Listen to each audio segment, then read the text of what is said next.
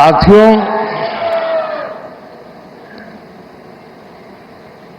(1947) में जब मां भारती के टुकड़े हुए,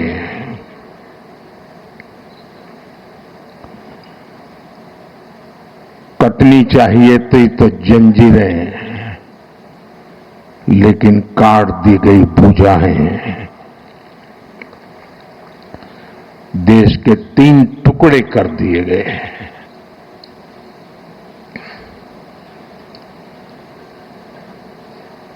और उसी रात पहला आतंकवादी हमला कश्मीर की धरती पर हुआ।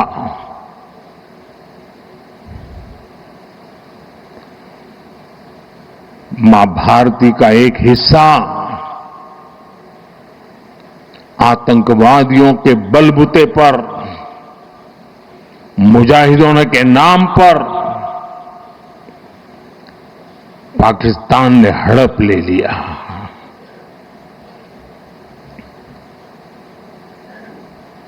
अगर उसी दिन इन मुजाहिदों को मौत के घाट उतार दिया गया होता,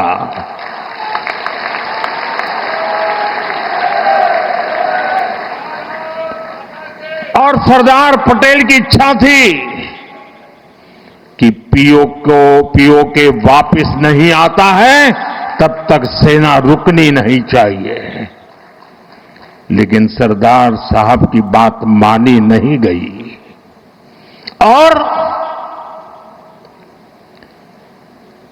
ये मुजाहिदीन जो लहू चख गए थे, वो सिलसिला 75 साल से चला है। पहलगाम में भी उसी का विकृत रूप था। 75 साल तक हम झेलते रहे और पाकिस्तान के साथ जब युद्ध का नौबत आई, तीनों बार भारत की सैन्य शक्ति ने पाकिस्तान को धूल चटा दी।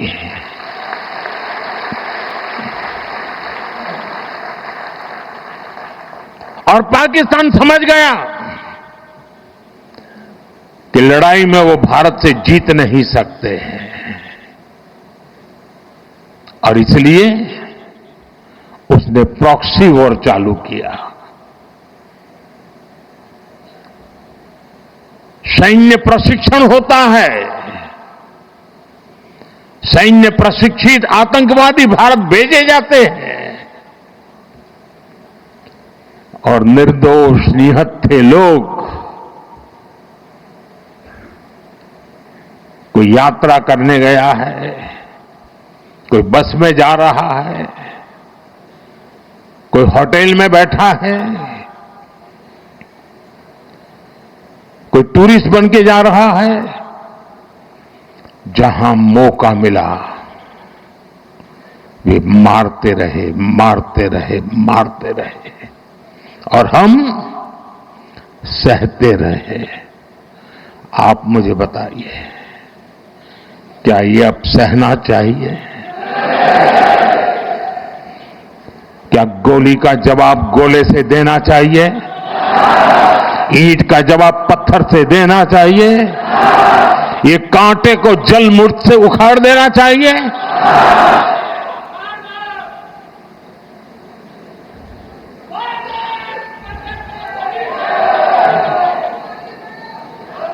साथियों, देश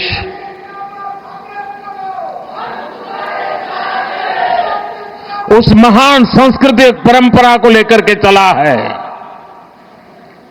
वसुधैव कुटुंबकम।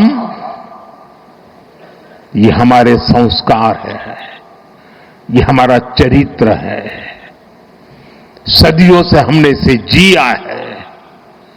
हम पूरे विश्व को एक परिवार मानते हैं। हम अपने पड़ोसियों का भी सुख चाहते हैं, वे भी सुख चैन से जिए, हमें भी सुख चैन से जीने दे।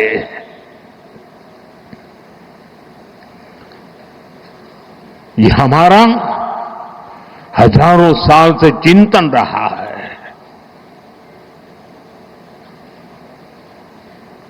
लेकिन जब बार बार हमारे सामर्थ्य को ललकारा जाए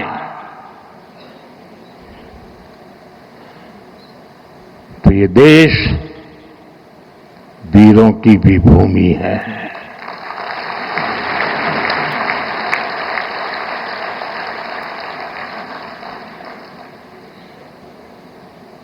आज तक जिसे हमें प्रॉक्सी वॉर कहते थे,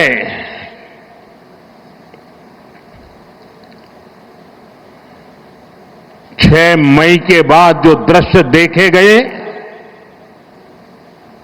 उसके बाद हम इसे प्रॉक्सी वॉर कहने की गलती नहीं कर सकते हैं। और इसका कारण है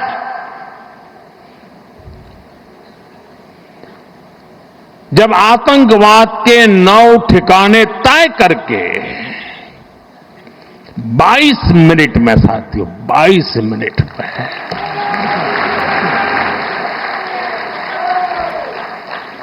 उनको ध्वस्त कर दिया। और इस बार तो सब कैमरा के सामने की सारी व्यवस्था रखी थी ताकि हमारे घर में कोई सबूत न मांगे। अब हमें सबूत नहीं देना पड़ रहा है, वो उतर वाला दे रहा है।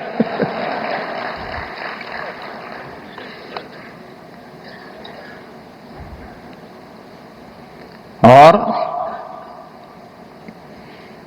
मैं इसलिए कहता हूं अब ये प्रॉक्सी वॉर नहीं कह सकते इसको, क्योंकि जो आतंकवादियों के जनाजे निकले 6 मई के बाद जिनका कत्ल हुआ, उस जनाजे को स्टेट ऑनर दिया गया पाकिस्तान में। उनके कॉफिन पे पाकिस्तान के झंडे लगाए गए, उनकी सेना ने उनको सैल्यूट दी। ये सिद्ध करता है कि आतंकवादी गतिविधि प्रॉक्सी वॉर नहीं है, ये आपकी सोची समझी युद्ध की रणनीति है। आप वॉर ही कर रहे हैं तो उसका जवाब भी वैसे ही मिलेगा।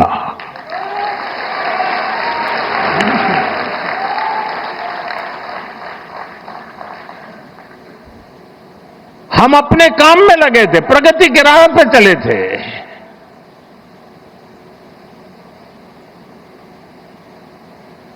हम सबका भला चाहते हैं और मुसीबत में मदद भी करते हैं।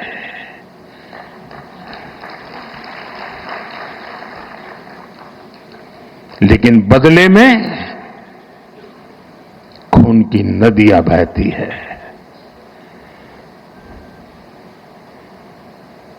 मैं नई पीढ़ी को कहना चाहता हूं,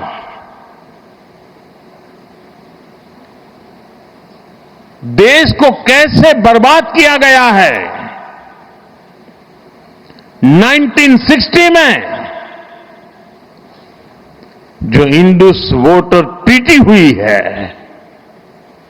अगर उसकी बारीकी में जाएंगे तो आप चौंक जाएंगे।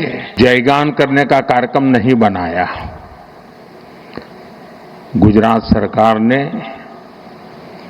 उन 20 वर्ष में से जो हमने पाया है, जो सीखा है, उसके आधार पर आने वाले शहरी विकास को नेक्स्ट जनरेशन के लिए उन्होंने उसका रोड मैप बनाया और आज वो रोड मैप गुजरात के लोगों के सामने रखा है। मैं इसके लिए गुजरात सरकार को, मुख्यमंत्री जी को, उनकी टीम को, हृदय से बहुत बहुत बधाई देता हूं।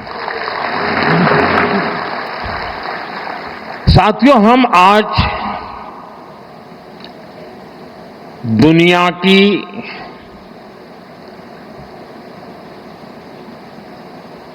चौथी इकोनॉमी बने हैं। किसी को भी संतोष होगा कि अब जापान को भी पीछे छोड़ करके हम आगे निकल गए। और मुझे याद है, हम जब 6 से 5 बने थे तो देश में और ही उमंग था, बड़ा उत्साह था, खास करके नौजवानों में। और उसका कारण यह था, मैं जहां जहां गया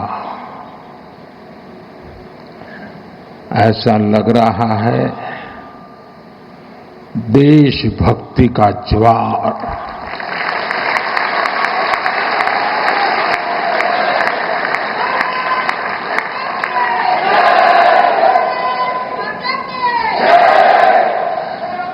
गर्जना करता सिंदूरिया सागर,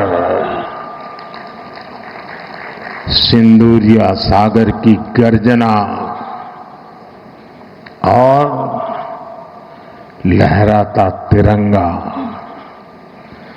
जन मन के हृदय में मातृभूमि के प्रति अपार प्रेम, एक ऐसा नजारा था,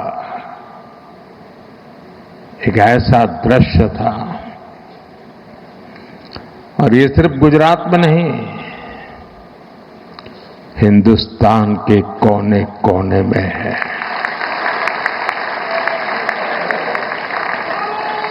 हर हिंदुस्तानी के दिल में है।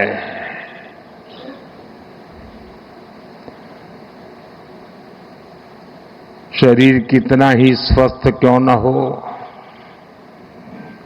लेकिन अगर एक कांटा चुभता है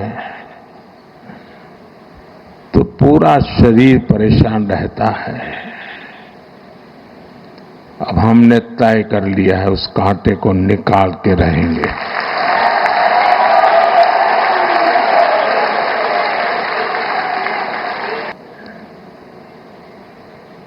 नाइनटीन 47 में जब मां भारती के टुकड़े हुए,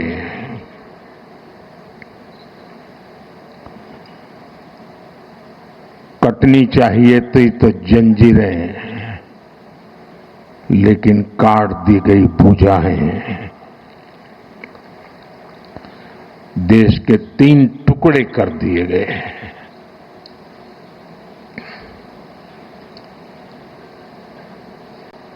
और उसी रात पहला आतंकवादी हमला कश्मीर की धरती पर हुआ।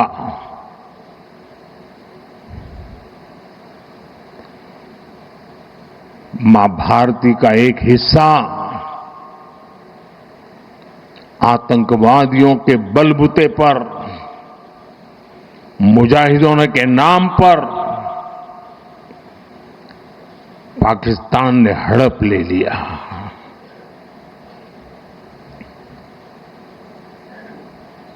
अगर उसी दिन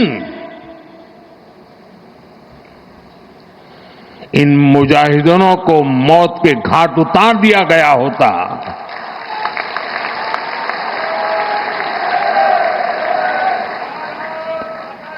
और सरदार पटेल की इच्छा थी कि पीओके वापस नहीं आता है तब तक सेना रुकनी नहीं चाहिए, लेकिन सरदार साहब की बात मानी नहीं गई।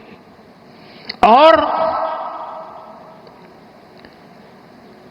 ये मुजाहिदीन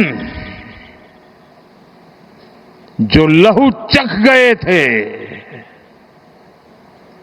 वो सिलसिला 75 साल से चला है। पहलगाम में भी उसी का विकृत रूप था।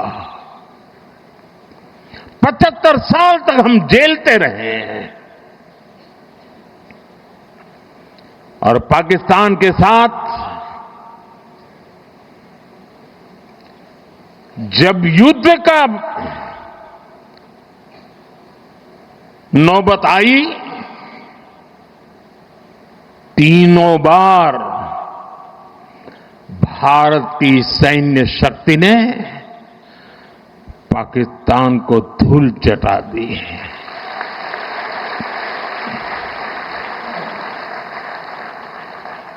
और पाकिस्तान समझ गया कि लड़ाई में वो भारत से जीत नहीं सकते हैं, और इसलिए उसने प्रॉक्सी वॉर चालू किया। सैन्य प्रशिक्षण होता है, सैन्य प्रशिक्षित आतंकवादी भारत भेजे जाते हैं, और निर्दोष निहत्थे लोग कोई यात्रा करने गया है, कोई बस में जा रहा है, कोई होटल में बैठा है, कोई टूरिस्ट बन के जा रहा है, जहां मौका मिला वे मारते रहे, मारते रहे, मारते रहे, और हम सहते रहे। आप मुझे बताइए, क्या ये अब सहना चाहिए? क्या गोली का जवाब गोले से देना चाहिए? ईंट का जवाब पत्थर से देना चाहिए? ये कांटे को जल मुर्द से उखाड़ देना चाहिए?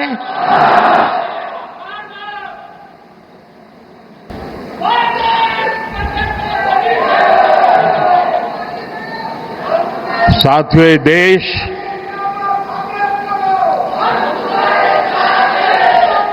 उस महान सांस्कृतिक परंपरा को लेकर के चला है, वसुधैव कुटुंबकम। ये हमारे संस्कार है, ये हमारा चरित्र है, सदियों से हमने इसे जिया है। हम पूरे विश्व को एक परिवार मानते हैं। हम अपने पड़ोसियों का भी सुख चाहते हैं, वे भी सुख चैन से जिए, हमें भी सुख चैन से जीने दे।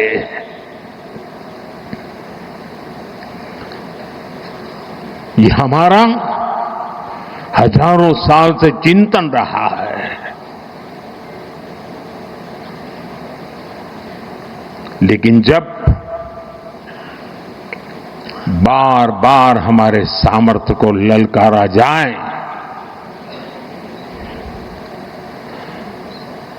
तो ये देश वीरों की भी भूमि है।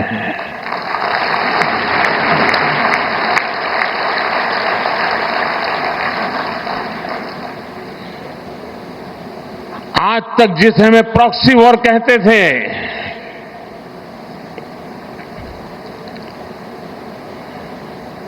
6 मई के बाद जो दृश्य देखे गए,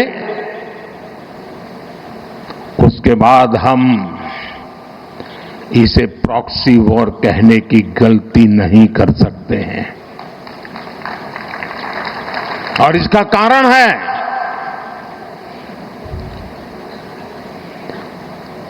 जब आतंकवाद के 9 ठिकाने तय करके 22 मिनट में, साथियों 22 मिनट में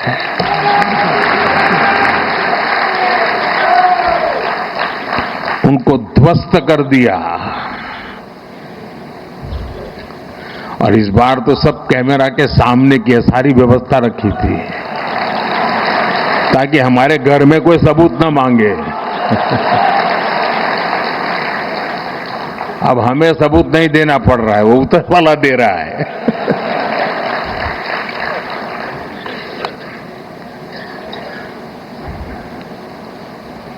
और मैं इसलिए कहता हूं, अब ये प्रॉक्सी वॉर नहीं कह सकते इसको, क्योंकि जो आतंकवादियों के जनाजे निकले 6 मई के बाद, जिनका कत्ल हुआ,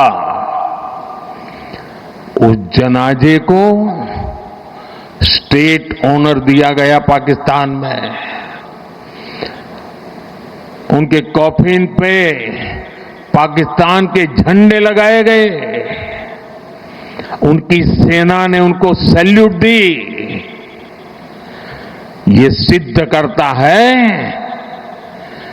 कि आतंकवादी गतिविधि ये प्रॉक्सी वॉर नहीं है, ये आपकी सोची समझी युद्ध की रणनीति है। आप वॉर ही कर रहे हैं। हम अपने काम में लगे थे, प्रगति के राह पे चले थे।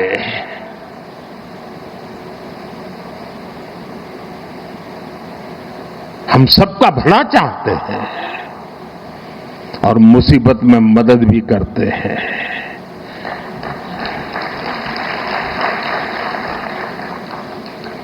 लेकिन बदले में खून की नदियां बहती है। मैं नई पीढ़ी को कहना चाहता हूं,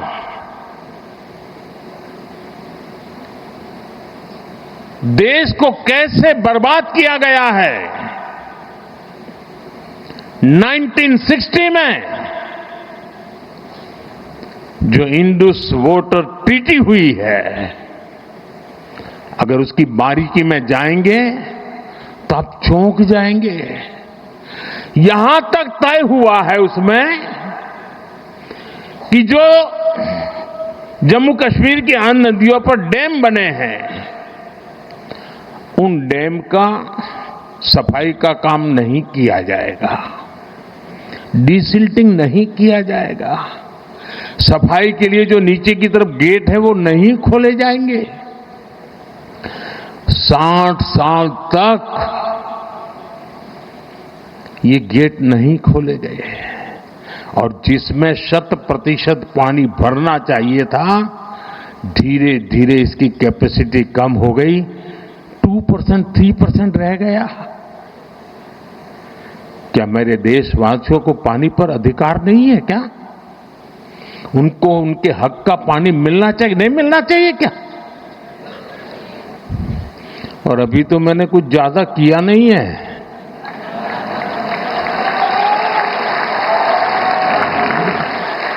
अभी तो हमने कहा है कि हमने इसको एबेंस में रखा है, वहां पसीना छूट रहा है।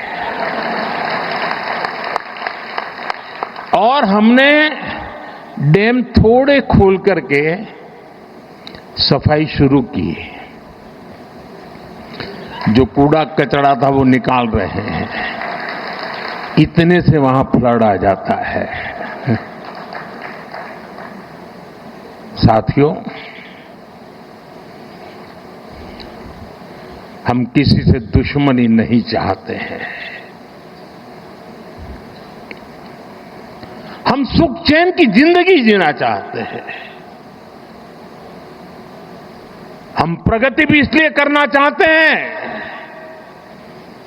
कि विश्व की भलाई में हम भी कुछ योगदान कर सके। कहते हैं कि ये सब तोड़ना है तो पहले जाकर को हनुमान जी का मंदिर तोड़ते हैं, तो ऐसा तूफान खड़ा हो जाता है कि कोई भी पॉलिटिशियन डर जाता है। उसको लगता है ये हनुमान जी का मंदिर तोड़ दिया, वाहो। हमने बड़ी हिम्मत दिखाई। उस समय हमारे आईके शायद अर्बन मिनिस्टर थे, और उसका परिणाम ये आया कि रास्ते चौड़े होने लगे, तो जिसका 2 फुट 4 फुट कटता था वो चिल्लाता था, लेकिन पूरा शहर खुश हो जाता था। इसमें एक स्थिति ऐसी बनी, बड़ी इंटरेस्टिंग है। अब मैंने तो 2005 अर्बन डेवलपमेंट ईयर घोषित कर दिया। उसके लिए कोई 80-90 पॉइंट निकाले थे, बड़े इंटरेस्टिंग पॉइंट है। तो पार्टी से ऐसे ही मेरी बात हुई थी कि भाई ऐसा एक अर्बन डेवलपमेंट ईयर होगा, जरा सफाई वगैरह के कामों में सबको जुड़ना पड़ेगा सब। लेकिन जब ये तोड़ना शुरू हुआ तो मेरी पार्टी के लोग आए। ये बड़ा सीक्रेट बता रहा हूं मैं। उन्होंने कहा साहब ये 2005 में तो अर्बन बॉडी की चुनाव है, हमारी हालत खराब हो जाएगी, ये सब चारों तरफ तोड़फोड़ चल रही है। मैंने कहा यार भाई ये तो मेरे ध्यान में नहीं रहा, और सचमुच में मेरे ध्यान में वो चुनाव था ही नहीं। अब मैंने कार्यक्रम बना दिया। अब साहब मेरा भी एक स्वभाव है,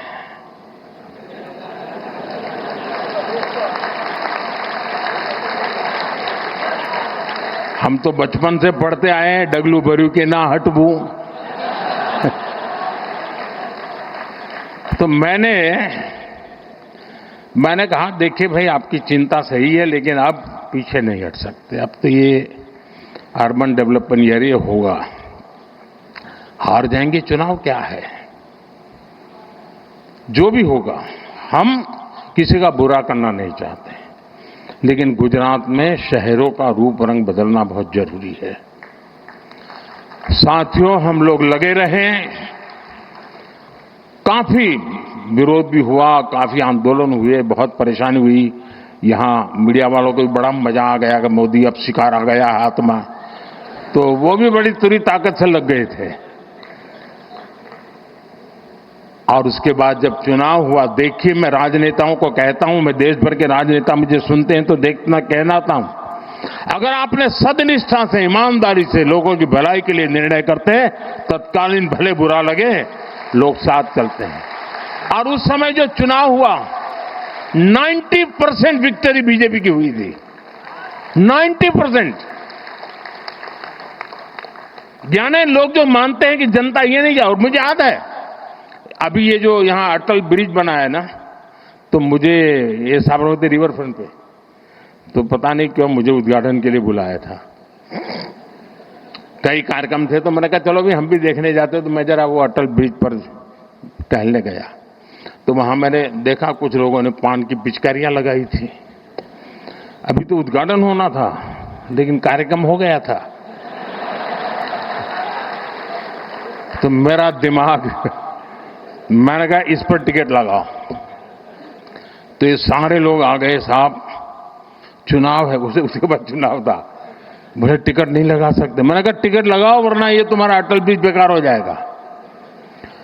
फिर मैं दिल्ली गया, मैंने दूसरे दिन फोन करके पूछा, मैंने कहा क्या हुआ टिकट लगाने का? एक दिन भी बिना टिकट नहीं चलना चाहिए।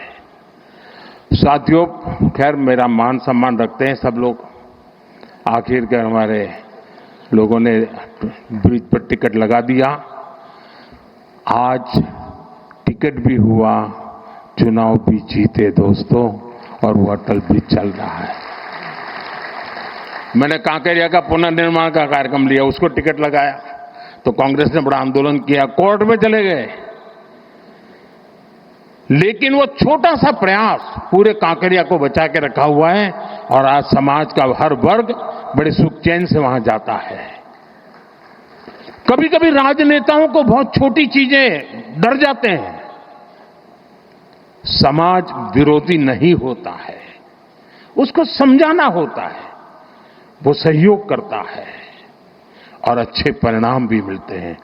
देखिए शहरी विकास की एक एक चीज इतनी बारीकी से बनाई गई, और उसी का परिणाम था। और मैं आपको बताता हूं, ये जो अब मुझ पर दबाव बढ़ने वाला है, और शुरू हो गया कि मोदी ठीक है 4 नंबर तो पहुंच गए, बताओ 3 कब पहुंचोगे? इसकी एक जड़ी बूटी आपके पास है।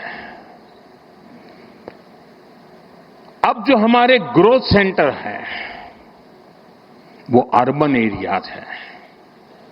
हमें अर्बन बॉडीज को इकोनॉमी के ग्रोथ सेंटर बनाने का प्लान करना होगा।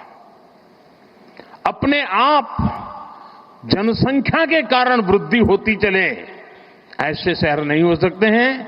शहर आर्थिक गतिविधि के तेज तर्रार केंद्र होने चाहिए।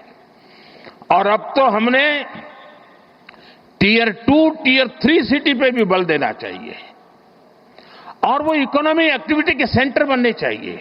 और मैं तो पूरे देश की नगरपालिका, महानगरपालिका के लोगों को कहना चाहूंगा, अर्बन बॉडी से जुड़े हुए सब लोगों से कहना चाहूंगा कि वे टारगेट करें कि 1 साल में उस नगर की इकोनॉमी कहां से कहां पहुंचाएंगे, वहां की अर्थव्यवस्था का कद कैसे बढ़ाएंगे, वहां जो चीजें मैन्युफैक्चर हो रही हैं उसमें क्वालिटी इंप्रूव कैसे करेंगे, वहां नए नए इकोनॉमिक एक्टिविटी के रास्ते कौन से खोलेंगे।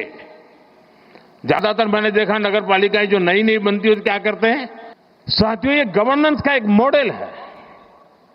दुर्भाग्य से हमारे देश में एक ऐसे इकोसिस्टम ने जमीनों में अपनी जड़ें ऐसी जमाई हुई है कि इस भारत के सामर्थ्य को हमेशा नीचा दिखाने में लगी है।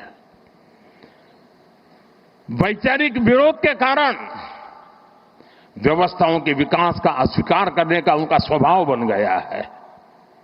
व्यक्ति के प्रति पसंद नापसंद के कारण उसके द्वारा की गई हर काम को बुरा बता देना एक फैशन का तरीका चल पड़ा है और उसके कारण देश की अच्छी चीजों का नुकसान हुआ है।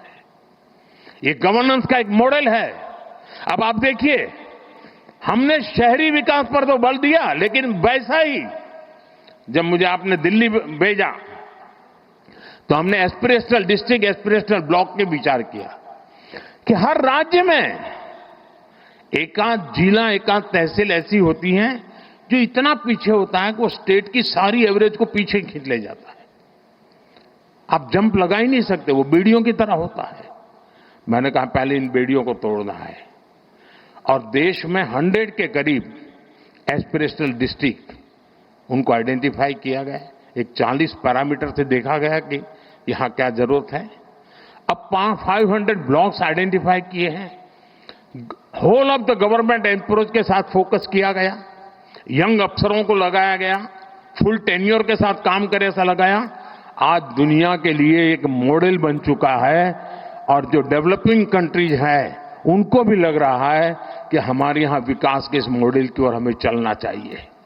हमारा एकेडमिक वर्ल्ड भारत के इन प्रयास और सफल प्रयासों के विषय में सोचे और जब एकेडमिक वर्ल्ड इस पर सोचता है तो दुनिया के लिए भी वो एक अनुकरणीय उदाहरण के रूप में काम आता है। साथियों, आने वाले दिनों में टूरिज्म पर हमें बल देना चाहिए। गुजरात ने कमाल करके दिया है जी। कोई सोच सकता है कच्छ के रेगिस्तान में जहां कोई जाने का नाम नहीं लेता था, वहां आज जाने के लिए बुकिंग नहीं मिलता है, बुकिंग नहीं मिलता है। चीजों को बदला जा सकता है। दुनिया का सबसे बड़ा ऊंचा स्टैच्यू, ये अपने आप में अद्भुत है। मुझे बताया गया कि वड़नगर में जो म्यूजियम बना है, कल मुझे एक यूके के एक सज्जन मिले थे, उन्होंने कहा कि मैं वड़नगर का म्यूजियम देखने गया। ये इंटरनेशनल लेवल में इतने ग्लोबल स्टैंडर्ड का वो म्यूजियम बना है और भारत में काशी जैसे बहुत कम जगह हैं कि जो अविनाशी हैं, जो कभी भी मृतप्राय नहीं हुए, जहां हर पल जीवन रहा है, उसमें एक वड़नगर है जिसमें 2800 साल तक के सबूत मिले। अभी हमारा काम है कि वो इंटरनेशनल टूरिस्ट मैप पर कैसे आए। हमारा लोथल, जहां हम एक म्यूजियम बना रहे हैं, मैरीटाइम म्यूजियम, 5000 साल पहले मैरीटाइम में दुनिया में हमारा डंका बजता था। धीरे धीरे हम भूल गए। लोथल उसका जीता जागता उदाहरण है। लोथल में दुनिया का सबसे बड़ा मैरीटाइम म्यूजियम बन रहा है। आप कल्पना कर सकते हैं कि इन चीजों का कितना लाभ होने वाला है। और इसलिए मैं कहता हूं, 2005 का हुए समय था जब पहली बार गिफ्ट सिटी के आइडिया को कंसीव किया गया और मुझे याद है शायद हमने इसका लॉन्चिंग टैगोर हॉल में किया था। तो उसके बड़े बड़े जो हमारे मन में डिजाइन थी उसके चित्र लगाए थे। तो मेरे अपने ही लोग पूछ रहे थे, ये होगा? इतने बड़े बिल्डिंग टावर बनेंगे? मुझे बराबर याद है। यानी जब मैं उसका मैप वगैरह और उसका प्रेजेंटेशन दिखाता था केंद्र के कुछ नेताओं को, तो वो भी मुझे कह रहे थे, कह रहे भारत जैसे देश में ये क्या कर रहे हो तुम? मैं सुनता था। आज वो गिफ्ट सिटी, हिंदुस्तान का हर राज्य कह रहा है कि हमारे यहां भी एक गिफ्ट सिटी होना चाहिए। साथियों, एक बार कल्पना को करते हुए उसको जमीन पर, धरातल पर उतारने का अगर हम प्रयास करें तो कितने बड़े अच्छे परिणाम मिल सकते हैं, ये हम भली भांति देख रहे हैं। वही कालखंड था, रिवर फ्रंट को कंसीव किया। वही कालखंड था जब दुनिया का सबसे बड़ा स्टेडियम बनाने का सपना देखा, पूरा किया। वही कालखंड था दुनिया का सबसे ऊंचा स्टैच्यू बनाने के लिए सोचा, पूरा किया। भाइयों बहनों, एक बार हम मान के चले, हमारे देश में पोटेंशियल बहुत है, बहुत सामर्थ्य है। साथियों, मुझे पता नहीं क्यों निराशा जैसी चीज मेरे मन में आती नहीं है।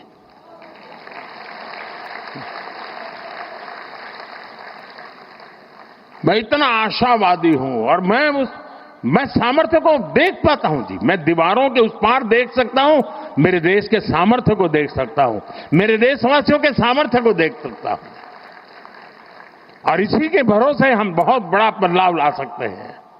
और इसलिए आज मैं गुजरात सरकार का बहुत आभारी हूं कि आप मुझे यहां आने का मौका दिया है। कुछ ऐसी पुरानी बातें आज ताजा करने का मौका मिल गया।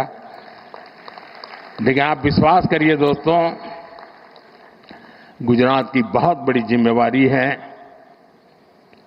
हम देने वाले लोग हैं, हमें देश को हमेशा देना चाहिए, और हम इतनी ऊंचाई पर गुजरात ले जाएं, इतनी ऊंचाई पर ले जाएं कि देशवासियों के लिए गुजरात काम आना चाहिए। दोस्तों, इस महान परंपरा को हमें आगे बढ़ाना चाहिए।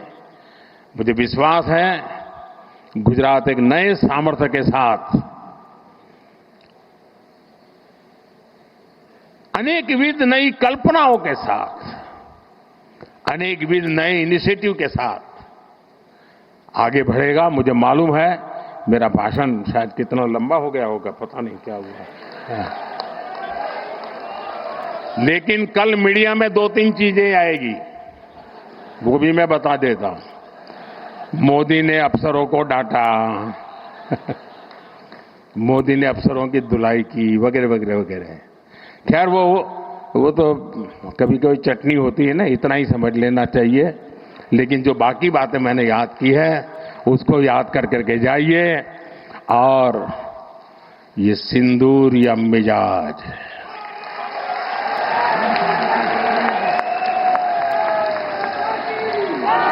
ये सिंदूरिया स्पिरिट, दोस्तों 6 मई की रात ऑपरेशन सिंदूर सैन्य बल से प्रारंभ हुआ था, लेकिन अब ये ऑपरेशन सिंदूर जन बल से आगे बढ़ेगा। और जब मैं सैन्य बल और जन बल की बात करता हूं, तब ऑपरेशन सिंदूर जन बल का मतलब मेरा होता है जन जन देश के विकास के लिए भागीदार बने, दायित्व संभालें। हम इतना तय कर लें कि 2047 जब भारत की आजादी के 100 साल होंगे, विकसित भारत बनाने के लिए तत्काल भारत की इकोनॉमी को 4 नंबर से 3 नंबर पर ले जाने के लिए अब हम कोई विदेशी चीज का उपयोग नहीं करेंगे। हम गांव-गांव व्यापारियों को शपथ दिलवाएं, व्यापारियों का कितना ही मुनाफा क्यों ना हो, आप विदेशी माल नहीं बेचोगे। लेकिन दुर्भाग्य देखिए, गणेश जी भी विदेश से आ जाते हैं। छोटी आंख वाले गणेश जी आएंगे, गणेश जी की आंख भी नहीं खुल रही है। होली रंग छिड़कना है, बोले विदेशी। हमें पता था, आप भी अपने घर जाकर के सूची बनाना। सचमुच में ऑपरेशन सिंदूर के लिए एक नागरिक के नाते मुझे एक काम करना है। आप घर में जाकर सूची बनाइए कि आपके घर में 24 घंटे में सुबह से दूसरे दिन सुबह तक कितनी विदेशी चीजों का उपयोग होता है। आपको पता ही नहीं होता है। आप हेयर पिन भी विदेशी उपयोग कर लेते हैं, कंघा भी विदेशी होता है, दांत में लगाने वाली जो पिन होती है वो भी विदेशी घुस गई है, हमें मालूम तक नहीं है, पता ही नहीं है। दोस्तों, देश को अगर बचाना है, देश को बनाना है, देश को बढ़ाना है, तो ऑपरेशन सिंदूर ये सिर्फ सैनिकों के जिम्मे नहीं है।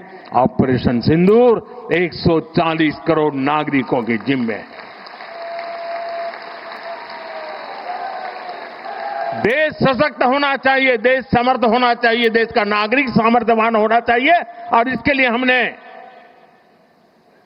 Vocal for local, one district one product,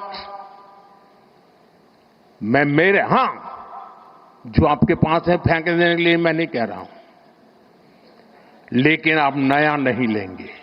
और शायद 1-2% चीजें ऐसी हैं जो शायद आपको बाहर के लेनी पड़े, जो हमारे यहां उपलब्ध ना हो। बाकी आज हिंदुस्तान में ऐसा कुछ नहीं।